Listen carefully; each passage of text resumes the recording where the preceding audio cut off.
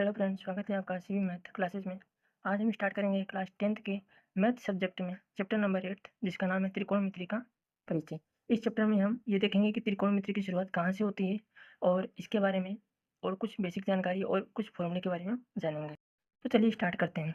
आपने त्रिभुज के बारे में पढ़ा ही होगा कि त्रिभुज की कितनी साइड होती हैं, भुजाएं कितनी होती हैं त्रिभुज में, 3 होती हैं। और कोण कितने होते हैं, तो कोण भी 3 होते हैं। ठीक है, तो त्रिभुज को भुजाओं के आधार पर और कोण के आधार पर डिवाइड किया जाता है कि किस टाइप के भुजाएं के आधार पर मैं बात करूँ तो कितने टाइप्स के त्रिभुज बन सकते हैं भुजाओं के आधार पर, और कोण के हिसाब से त्रिभुज कितने टाइप्स के बन सकते हैं। तो पहले उसका डिस्कस हम कर लेते हैं यहाँ पे। तो देखना, त्रिभुजों के प्रकार। अब त्रिभुजों के प्रकार कितने टाइप्स के होते हैं, देखो 3 टाइप्स के होते हैं, लेकिन किस आधार पर होते हैं, भुजाओं के आधार पर। भुजाएं भुजाओं के आधार पर। ठीक है, तो भुजाओं के आधार पर त्रिभुज कितने टाइप्स होते हैं, 3। एक होता है समबाहु त्रिभुज, समबाहु त्रिभुज। दूसरा है समद्विबाहु, समद्विबाहु त्रिभुज। ठीक है, और जो थर्ड है वो आपका है विषमबाहु त्रिभुज, विषमबाहु त्रिभुज। ठीक है, तो त्रिभुजों के प्रकार भुजाओं के आधार पर 3 टाइप्स के होते हैं। इसी प्रकार हम बात कर लेते हैं कि त्रिभुजों के प्रकार किस बेस पे, उसका आधार क्या रहेगा, कोण के आधार पर, कोण के आधार पर। ठीक है, इस चैप्टर की शुरुआत कहाँ से होती है, सबसे पहले वही हम डिस्कस करने वाले हैं। त्रिभुजों के प्रकार कोण के आधार पर। तो फर्स्ट आएगा आपका न्यून कोण, न्यून कोण त्रिभुज।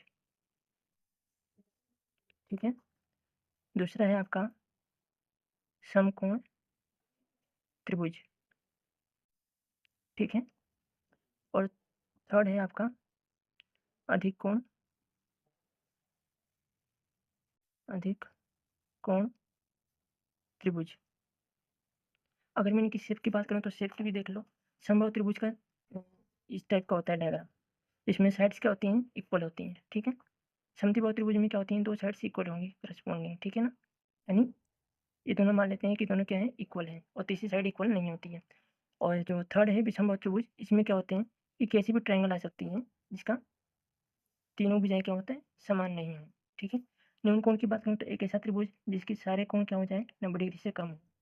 ये वाला एंगल, ये वाला एंगल और ये वाला एंगल, तीनों के तीनों एंगल क्या हो, 90 डिग्री से कम हो। यानी मैं बोल सकता हूँ कि जो एंगल है, अगर ये ट्रायंगल ए बी और सी है तो यहाँ पे जो एंगल होगा ए बी सी का वो 90 डिग्री से कम होगा।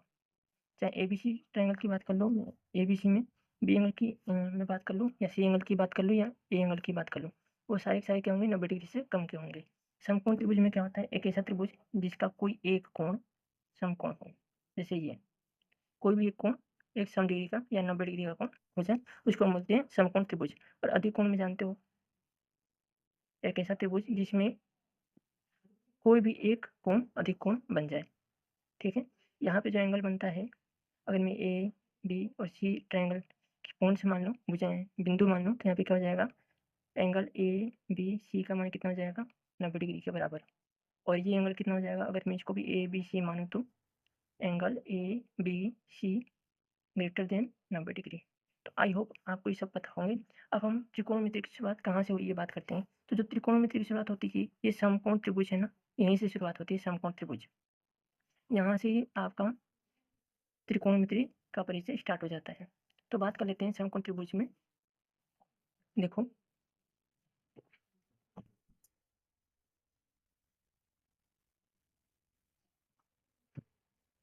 समकोण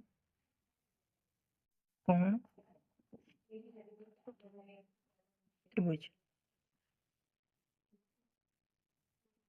समकोण त्रिभुज में हम बात करें तो हमारे पास एक ट्रायंगल इस टाइप का होता है।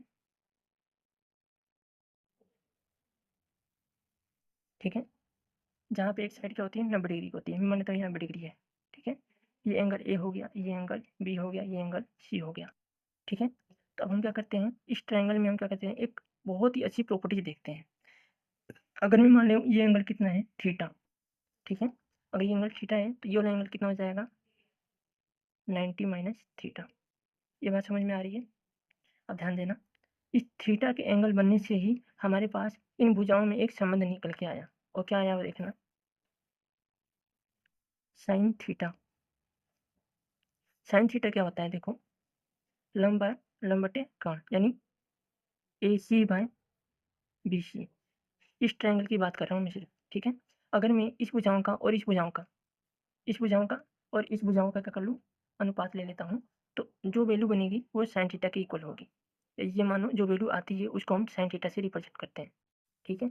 इसी प्रकार कोस थीटा, कोस थीटा क्या होता है, ये एंगल है, इसका आधार, आधार मतलब ए बी, और बटे कोण यानी बी सी। इसका मतलब ये है कि अगर मैं इस आधार को इस कोण से डिवाइड कर लूँ तो जो वैल्यू बनती है हमारे पास कोस थीटा बनती है, या कोस थीटा से उसको रिप्रेजेंट करते हैं। साइन थीटा हो गया, कोस थीटा हो गया, एक और बनता है, अगर मैं इसका और इसका अनुपात लिया था तो साइन थीटा बना। अब मैं इसका और इसका अनुपात लेता हूँ, मेरे पास क्या हो जाएगा, कोसेक थीटा। इसका मतलब ये हुआ कि बी सी बाई ए सी, ये हो गया कोस थीटा, ठीक है। इस तरीके से सेक थीटा, सेक थीटा क्या होता है, मैंने A B by B C लिया, अब मैं क्या लिखूंगा, B C by A B. तो B C by A B इसको रिप्रेजेंट करते हैं सेक थीटा से, ठीक है, सेक थीटा से, ओके। इसके अलावा कुछ और होते हैं, देखना, टेन थीटा,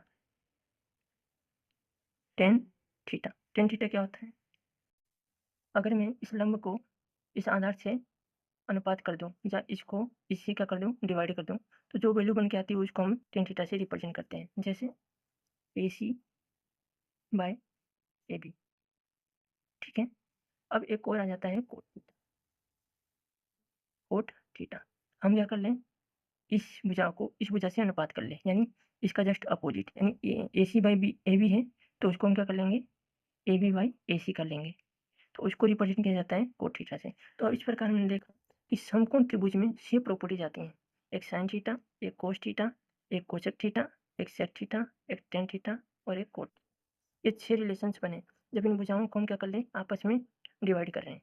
अगर मैं इस भुजाओं को इस भुजा से अनुपात कर देता हूँ तो साइन थीटा बन जाएगा, इस भुजाओं को इस भुजा से क्या कर देता हूँ, अनुपात कर देता हूँ तो टेन थीटा बन जाएगा, इस भुजा को इस भुजा के साथ अनुपात कर देता हूँ तो कोस थीटा बनेगा, इस भुजा को इस भुजा के साथ अनुपात कर देता हूँ तो कोट थीटा बनेगा, और इस भुजा को इस भुजा को इस भुजा के साथ अनुपात कर देता हूँ तो वो सेक थीटा बनेगा, और इस भुजा को इस भुजा के साथ अनुपात कर देता हूँ तो कोसेक थीटा बनेगा। तो ये सारी वैल्यूज आती हैं जो कि साइड है, ये क्या है, A B B C, A C B C, A B B C, B C A C, सारी क्या है, साइड है। और इधर क्या चल रहा है, एंगल चल रहा है, देखो थीटा। तो ये भुजाओं और कोण में एक संबंध बता रहा है, ठीक है। आई होप आपको ये समझ में आया होगा कि साइन थीटा, कोस थीटा और sec theta, cosec theta, tan theta और कोट थीटा को रिप्रेजेंट करते हैं इस तरीके से भुजाओं के आधार पे, ठीक है। अब हम कुछ बेसिक प्रॉपर्टीज और जान लेते हैं इस समकोण त्रिभुज में, ठीक? तो देखो,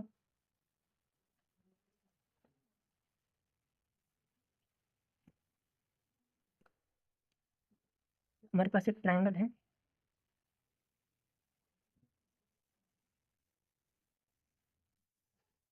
ए बी सी, और ये 90 डिग्री बन रहा है, ठीक है। तो हमने देखा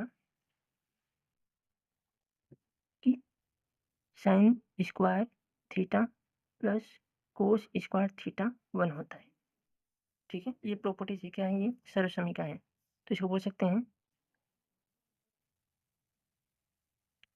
सर्वसमीका। सर्वसमीका किसकी है, त्रिकोणमितीय सर्वसमीका है, ठीक है।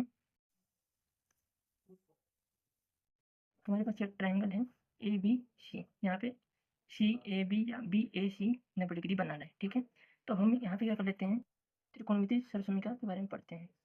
त्रिकोणमितीय सर्वसमीका। अब ये सर्वसमीका क्या होती है, देखना, साइन स्क्वायर थीटा प्लस में कोस स्क्वायर थीटा हमेशा 1 के इक्वल होता है, यानी आपने पिछली कक्षा में पिछली पेज में आपने पढ़ा था नहीं, ये sine theta, cos theta, cosec theta, sec theta, tan theta और कोट थीटा। इन सब का अगर मैं स्क्वायर कर देता हूँ तो उसमें कुछ प्रॉपर्टीज आती हैं जो कि हमें याद रखनी होंगी।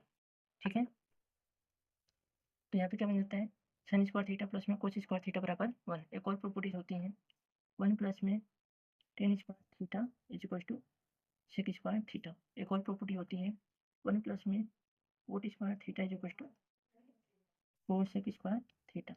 ये तीनों प्रॉपर्टीज आपको लिखनी ही पड़ेंगी और इनका यूज भी हम लोग इस चैप्टर में करने वाले हैं। देखना, अगर मेरे को sine square theta, sine theta की वैल्यू पता है तो मैं वहाँ से कोस थीटा की वैल्यू निकाल सकता हूँ।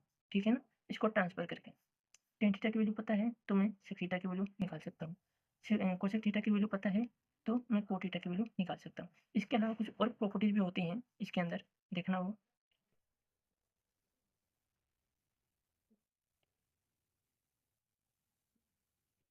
जैसे मैं बात करूँ तो साइन थीटा, साइन थीटा क्या होता है, 1 बाय कोसेक थीटा के इक्वल होता है। ठीक है, कोस थीटा किसके इक्वल होता है, 1 बाय सेक थीटा के इक्वल होता है। ठीक है, टेन थीटा इसके इक्वल होता है 1 बाय कोट थीटा के। ठीक है, और कोट थीटा इसके इक्वल होता है 1/tan थीटा के। ठीक है, सेक थीटा किसके इक्वल होता है, 1/cos थीटा के। ठीक है, और कोसेक थीटा किसके इक्वल होता है, 1/sin थीटा के। ठीक है, तो ये कुछ प्रॉपर्टीज होती हैं। और एक और चीज़ ध्यान रखना, टेन थीटा इसके इक्वल होता है साइन थीटा अपन में कोस थीटा के इक्वल। ठीक है, और कोट थीटा इसके इक्वल होता है कोस थीटा अपन में साइन थीटा। ये आपको कुछ प्रॉपर्टीज याद रखनी पड़ेंगी। कौन कौन सी हैं, देखो।